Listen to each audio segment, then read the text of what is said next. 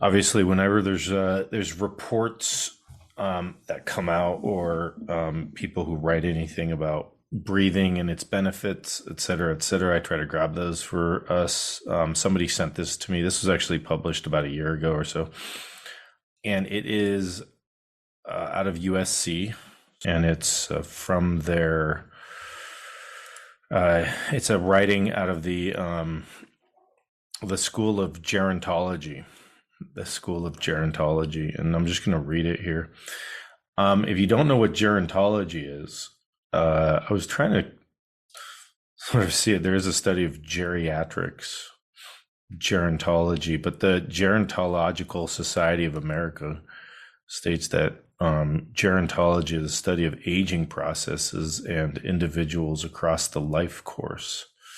It includes the study of physical, mental, and social changes in people as they age, the investigation of changes in society resulting from our aging population, and the application of this knowledge to policies and programs. So it's a multidisciplinary, and that it combines several different areas of study. And the Oxford Dictionary defines gerontology as the scientific study of old age, the process of aging and the particular problems of old age. And I was trying to find what the definition of old age is, which I couldn't find the definition of old.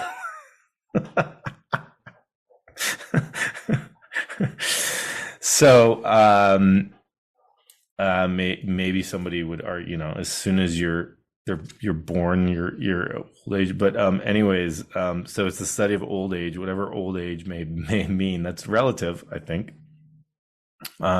Maybe there's like an absolute number that somebody has quantified. Maybe it's definitely not based on Medicare or anything like that.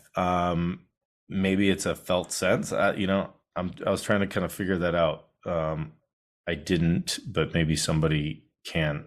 Anyways, so this is out of the USC Leonard Davis School of Gerontology.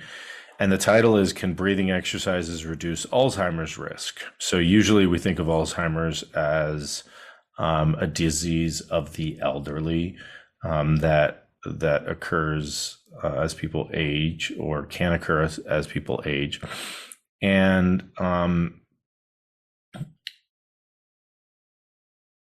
so new study provides evidence that a simple biofeedback practice reduces levels of Alzheimer's associated amyloid beta proteins, peptides. So why is that important? So the study specifically did not look at the progression of Alzheimer's. That would probably be a much larger study, because not everybody gets Alzheimer's, and so you'd have to do that study for quite a long time. But what they did, it's a pretty interesting study in that they took people and they had them do a certain breathing exercise, and they looked at amyloid beta in their blood. And amyloid beta is a protein. It's a peptide. It's a part of a protein that is found in amyloid plaques. And amyloid plaques are typically found in people with Alzheimer's, in the brains of people with Alzheimer's. And so if you imagine that, your brain is functioning properly, and then all of a sudden there's this gunk that starts to build up in the brain, like a plaque, like plaque on your teeth or plaque in an artery. Imagine a plaque in your brain, right? That part of the brain probably will not function as well. In fact, it doesn't. There's the plaque actually causes those parts of the brain to not function as well, and then you get cognitive deterioration and Alzheimer's and things like that. And so one of the ways that people have tried to look at this is believing that, the plaque is actually caused by cellular processes that have gone awry, that have gone wrong, and we can't get rid of the plaque. That we're actually doing this throughout our lives, and that when we're younger, we get rid of the plaque quite easily, or the plaque doesn't build up as readily, or the plaque isn't formed as frequently. And so if you imagine sort of like the waste system of the brain being active when you're young, and then sort of the waste system starts to not get as efficient as you're older, then more waste builds up, and then we start seeing these plaques develop in the brain, and then we get cognitive impairment or Alzheimer's.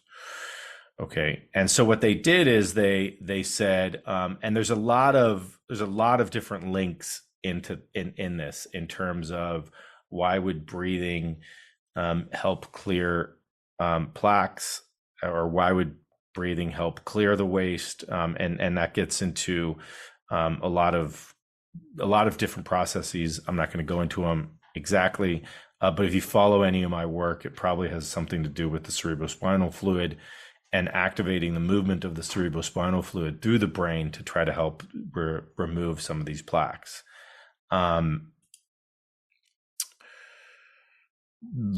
Another reason I like this is because, again, you know, I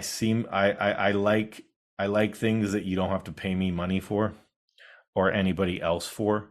And so you can do this exercise on your own. You don't need to give somebody $1,000 to get some fancy IV infusion that, you know, we have no idea if it works or not, or $30,000 to that matter. You know, you can do this by yourself in your own time, and it's relatively simple, right? So these are the types of things that I like, maybe because I'm lazy, and I don't have money. So I need to find these for myself. And so, you know, it's relatively simple. So what they say is the exercise was simple. They start out telling you what the exercise is. Inhale for a count of 5, then exhale for a count of 5. Do that for 20 minutes twice a day for 4 weeks. That's it.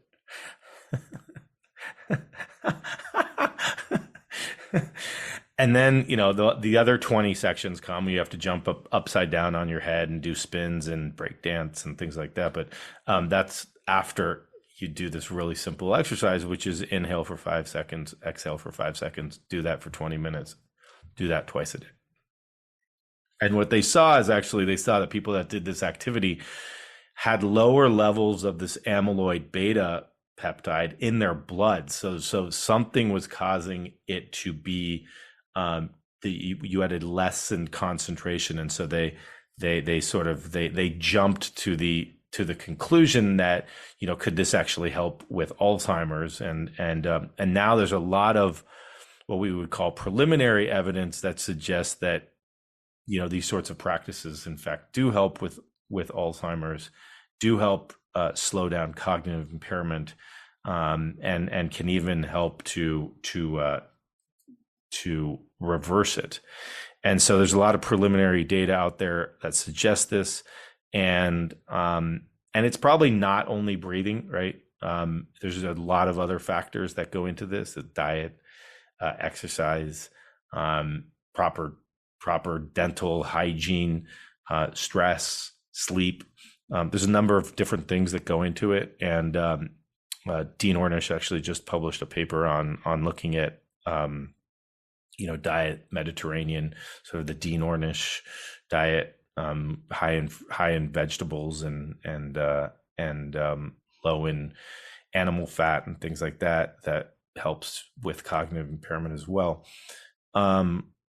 So it's probably not just this, but this is a component of it. And this is one of the things that is integrated in, you know, the way that we breathe is integrated in the mindfulness. So this is totally applicable in terms of being part of this program.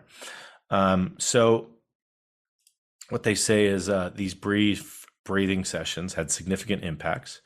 Volunteers' heart rate variability increased during each exercise period, and the levels of amyloid beta peptides circulating in their blood decreased over the 4 weeks of the experiment. So again, we come across this heart rate variability increased. We've talked about this quite significantly, but there is a variability to the heart rate. It goes As we breathe in, the heart rate goes up, and as we breathe out, the heart rate goes down, and as we breathe in, the heart rate goes up and down and up and down. And there's this variability. And when our systems are, let's say, well balanced, or when there's a balance between the sympathetic and the parasympathetic nervous system, then our cardiac rhythm, the beat, the interval between heartbeats is not only dynamic, but it's got a nice, what we call a sinusoidal wave. So it's like a sinus that comes up and goes down, and it comes up and it goes down. And that's called heart rate variability. So they're looking at the interval between heartbeats, which changes with our breath. And when we are in rhythm, or when we're balanced, we have a high heart rate variability, goes up and goes down.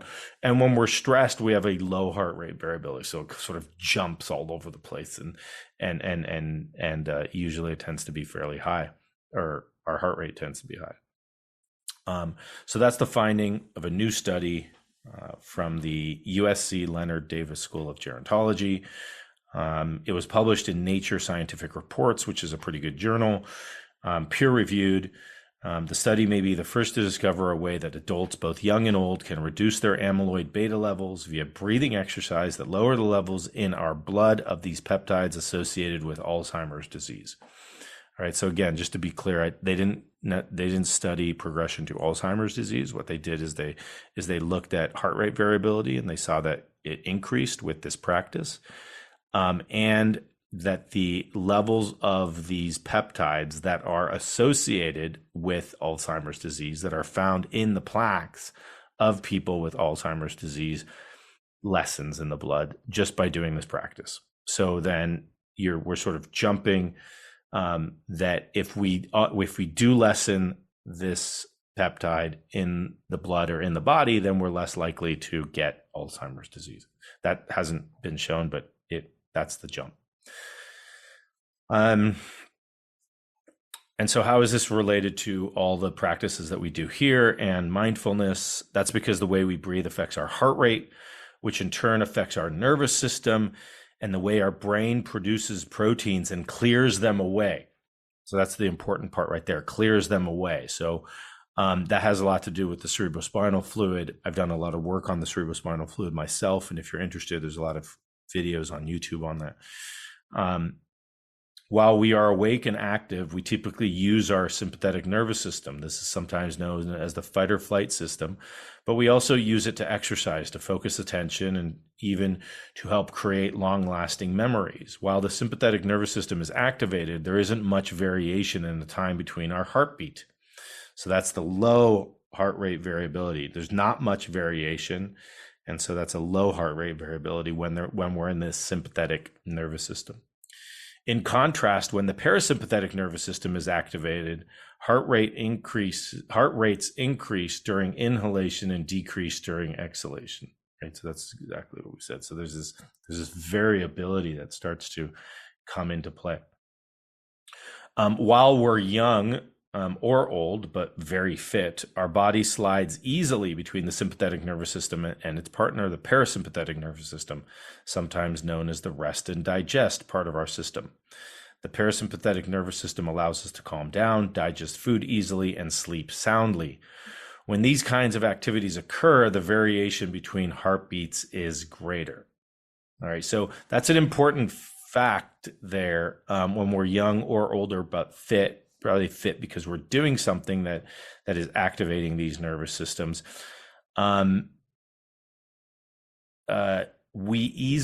use the word easily. Our body slides easily between the parasympathetic nervous system and its partner, the sympathetic nervous system. So I like that in terms of we want to be able to slide or move easily between these nervous systems because they're both important, right? One's not more important than the other. They're both super important. Okay. And we want to be able to, if you see it as a seesaw, for instance, if you see it as a balance, whichever way you want to see it as, but you want to be able to have your body be able to, go between sympathetic and parasympathetic nervous system easily, not have like, most of us almost need like a jump start to get us to go into one of the or the other. Okay, when we wake up in the morning, we need a jump start of caffeine, or maybe we need a medication that jump starts our system. Okay, and then we get our sympathetic system going, and then we can participate in the day and go out.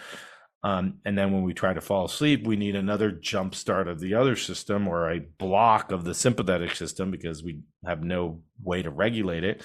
And so we need to take medication, or we use alcohol or something like that. And then we go into a parasympathetic system. The point, though, is that we want these two systems in balance. We want to be able to go from one to the other and back to the other when it's necessary, and have some sort of control of this, right? I just slept. Now it's time to wake up. I wake up, boom, I'm activating my sympathetic nervous system. Oh, now it's time to eat lunch and digest my food. I want my food to be digested, so I'm activating my parasympathetic nervous system. Many of us don't allow that because we're continuing to work. We stay stressed. We continue to activate our sympathetic nervous system. And so we stay stressed, and we have a hard time digesting our food, and we get bloaty, gassy. We have poor digestion. We have constipation, diarrhea, things like that. So just sort of thinking about that in terms of a nervous system perspective versus I just get bloaty after I eat certain foods. Well, you might, but it also might be because you're constantly stressed and you can't digest the food that you're actually eating. Okay, so what I like here is that our body slides easily between the sympathetic nervous system and its partner, the parasympathetic nervous system. But as we age, scientists are learning our ability to access our parasympathetic nervous system, and thus our heart rate variation decreases dramatically. So this is an important thing as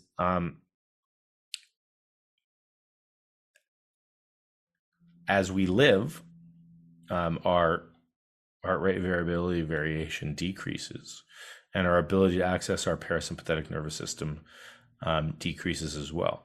So this is where the practice comes in, right? Just like anything in life, if you want to keep something active, you need to practice, right? And so the way to do this is actually to try to do things, incorporate things into your life that you're activating your parasympathetic nervous system.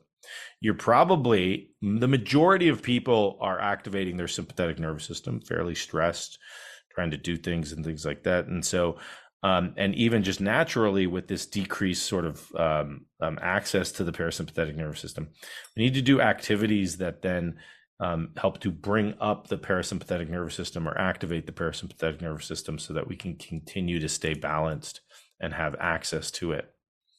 A 2020 study using smartwatches found that heart rate variability drops on average 80% between 20 and 60 years old. The finding could partially explain why we struggle to sleep deeply as we age. We know the sympathetic and parasympathetic systems influence the production and clearance of Alzheimer's-related peptides and proteins, says Mather, who directs the Emotion and Cognitive Lab at the Leonard Davis School of Gerontology. Nevertheless, there's been very little research on how these physiological changes in aging might be contributing to the factors that make it conducive for someone to develop Alzheimer's disease or not. Mather and fellow researchers from USC, UC Irvine, and UCLA asked participants to do biofeedback exercises twice a day for 20 minutes a day. All the participants clipped a heart monitor onto their ear. Their monitor was connected to a laptop the research provided. Half the group was instructed to think of calm things like a beach scene or walk in a park, or to listen to calm music, while they were instructed to keep an eye on their heart rate as displayed on the laptop screen, making sure the heart rate line stayed as steady as possible while they meditated. The other group was told to pace their breathing in rhythm with a pacer on the laptop screen. When the square rose, they inhaled, and when the square dropped, they exhaled. They also monitored their heart rates, which tended to rise in peaks as they inhaled and dip down to baseline as they exhaled. Their goal was to increase the breathing-induced oscillations in the heart rate. The researchers took blood samples before the participants began the experiment, and again after 4 weeks of biofeedback training. Then the researchers examined the plasma or the blood of participants for both groups, looking for amyloid beta peptides. The researchers looked for two peptides, not important. Accumulation of amyloid beta in the brain due to increased production and or decreased clearance is believed to trigger the Alzheimer's disease process. In healthy adults who do not yet have signs of amyloid accumulation in the brain, a meta-analysis shows that higher levels of amyloid beta in circulating blood predicts a greater risk of developing Alzheimer's. In Mathers and colleagues' study, plasma levels of both peptides decreased in the group who breathed slowly and tried to increase their heart rate variability by increasing oscillations. Now researchers want to figure out why the peptides decrease when heart rate variability increases. And Yuang Min, a graduate student in psychology and the lead author of the study, is it because fewer peptides are being produced or because the body clears them out better or some combination of both? Though the current study does give some hints. Based on the data we have, it appears the decrease in amyloid beta is due more to decreased production, but that doesn't exclude the possibility of increased clearance. Of the study's 108 participants, half were young, ages 18 to 30, and half were old, ages 55 to 80. The younger and older adults showed similar effects of the interventions on plasma amyloid beta levels. The study appears to be the first to find that behavioral interventions can reduce the level of amyloid beta peptides in plasma. Previous research has demonstrated that sleep deprivation and stress can increase amyloid beta levels, but it has proved more challenging to decrease amyloid beta levels with behavioral interventions. At least to date, exercise interventions have not decreased amyloid beta levels. Regularly practicing slow-paced breathing via heart rate variability biofeedback may be a low-cost and low-risk way to reduce plasma amyloid beta levels and to keep them low throughout adulthood. Okay. So really compelling study, has a lot to do with in terms of practicing mindfulness. There are heart rate variability monitors that you can purchase. It's not necessary. Because in my world, just doing the practice and breathing in and out for 5 seconds, you're actually going to increase your heart rate variability. And so you don't need a monitor. Some people like it because it's sort of like you can imagine it kind of like as a video game. And some people have actually gamified it. So for instance, imagine that you are gardening and you're building a garden, and you do your practice, you set your practice for, let's say, 20 minutes, and the higher your heart rate variability is during the 20 minutes, the more plants get planted in your garden, if that makes sense. Or you're flying like a hot air balloon across a desert, and as the hot air balloon is up in the sky when your heart rate variability is high, and then starts to lower down and can actually hit the ground or hit objects and can't go any further if your heart rate variability is low. Okay, so they've gamified it. Some people like that, and it's sort of like, oh, let me see where I can get to today. And so you have a certain distance that the hot air balloon flies, or whatever it is. And so there you could then you can actually objectify your practice and say, I did a 20-minute practice yesterday. My heart rate variability was X, and I got this far. If you are interested in this, probably the best out there is HeartMath. And that's probably one of the best out there. They have an earlobe connector that monitors your heart rate. They have a thing that goes on your index finger, and you can do it on a tablet, on a phone, or on a computer. And it's sort of a way to to gamify and objectify the practice. It's all based on the breath, and you can change the interval. If 5 and 5 is too fast for you or too slow for you or whatever it might be, you can change the interval.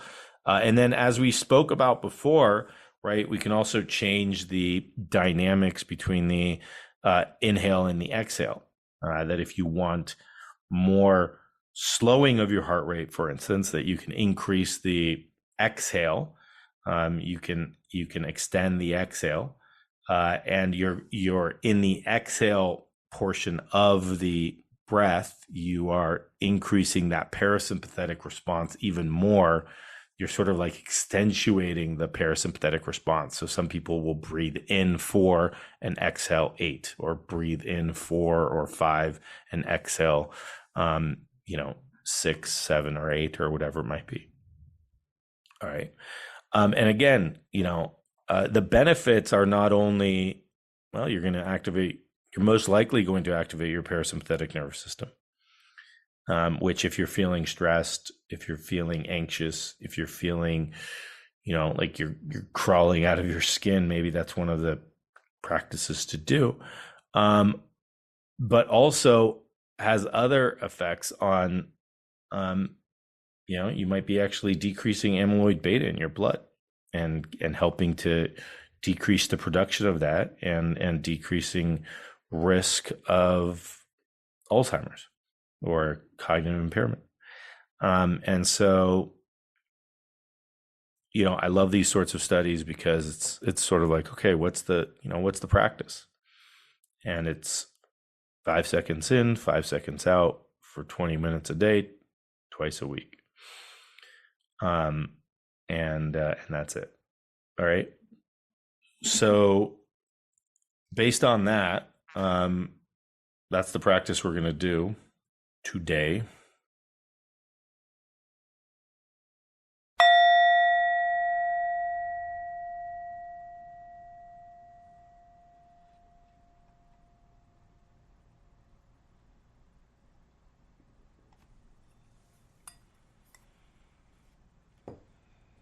Okay, so let's find a comfortable posture.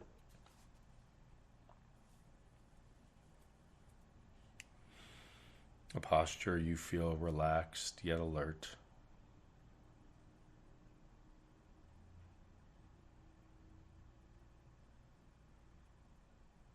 Closing your eyes, if you feel comfortable closing your eyes. If not, having a soft downward gaze as you're gazing off on the horizon.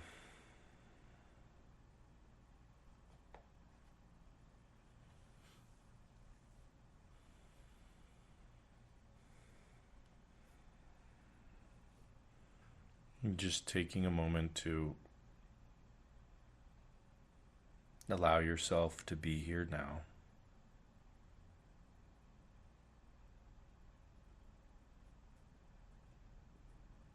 That there's no place you need to be at this time. Allowing yourself the next 15 minutes to do this practice.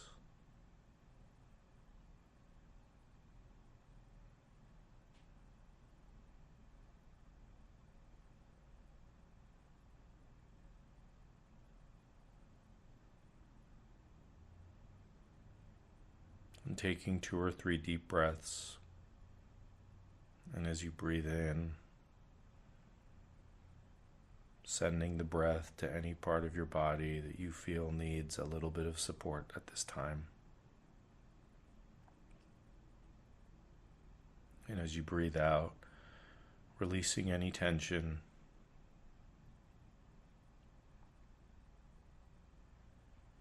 That you can with your breath. Even if it's just the intention of release.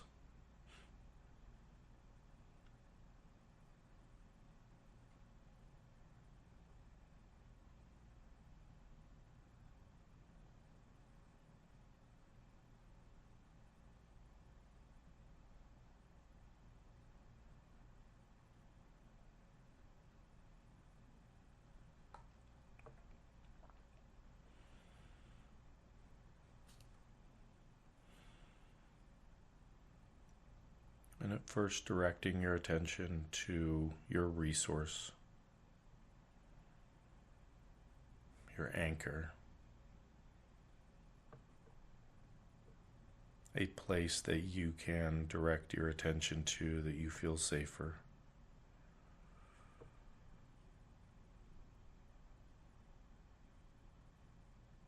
And as your mind wanders, coming back to your anchor or resource,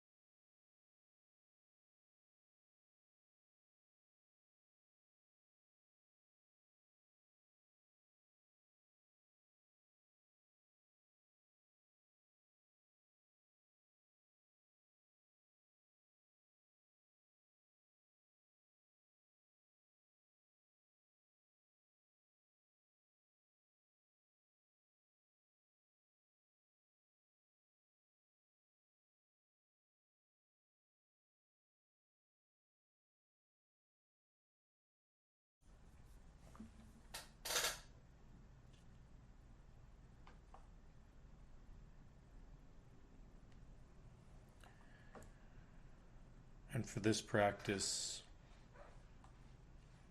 we're going to be doing a simple breathing practice.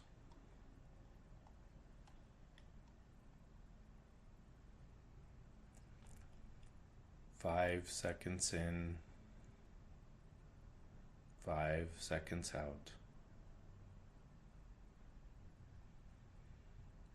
I'm going to guide you for the first 2 minutes with inhale, 2, 3, 4, 5. Exhale, 2, 3, 4, 5. And then you can change your breathing as best fits you. If you wish to follow along with my counting, please do. If not, breathe in at whatever pace works best for you, and breathe out at whatever pace works best for you.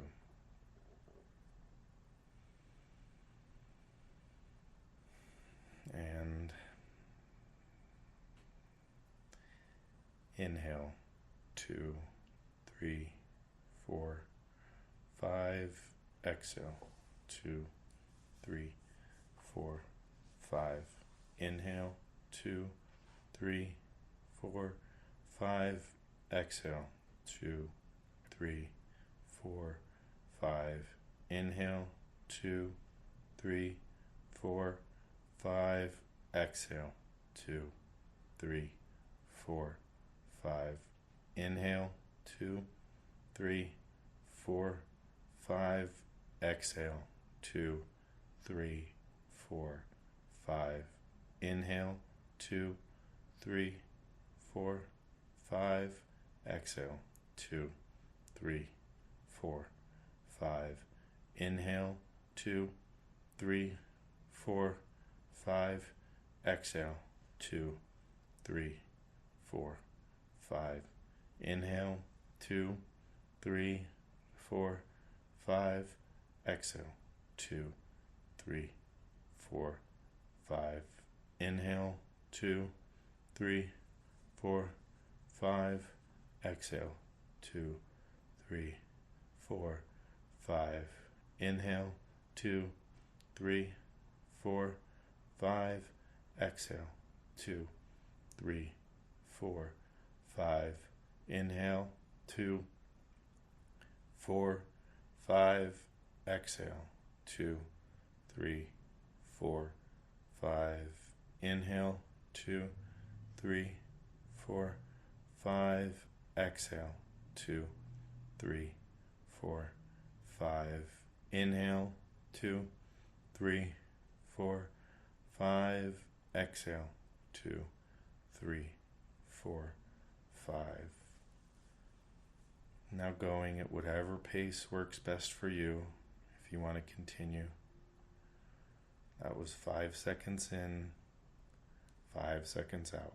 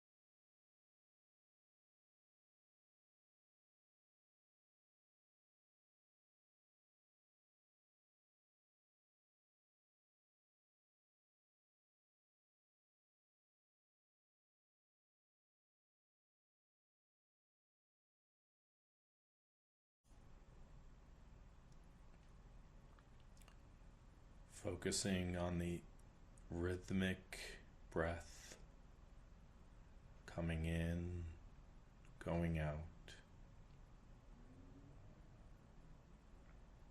coming in, going out.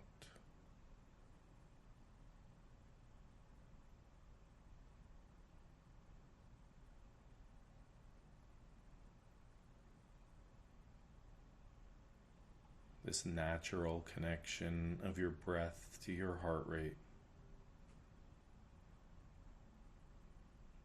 As we inhale, the heart rate goes up. As we exhale, the heart rate goes down.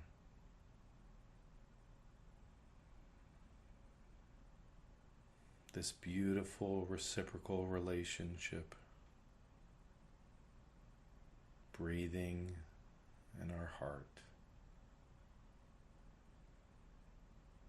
connecting our nervous system, clearing the amyloid beta from our blood,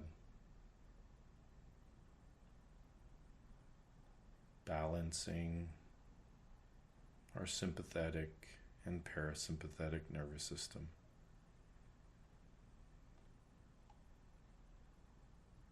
By this simple exercise, breathing in, breathing out,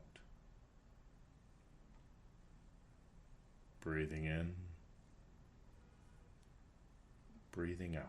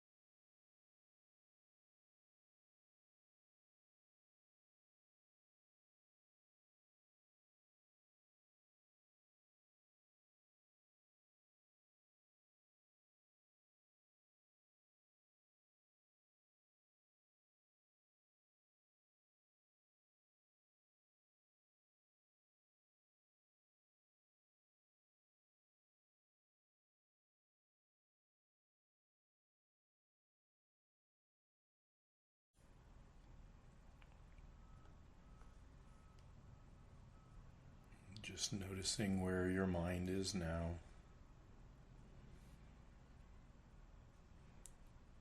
Coming back to your breath. Coming back to your resource and anchor.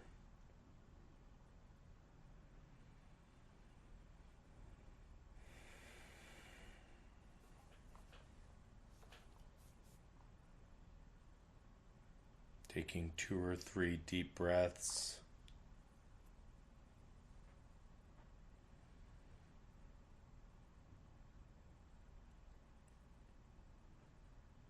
Opening your eyes if your eyes were closed.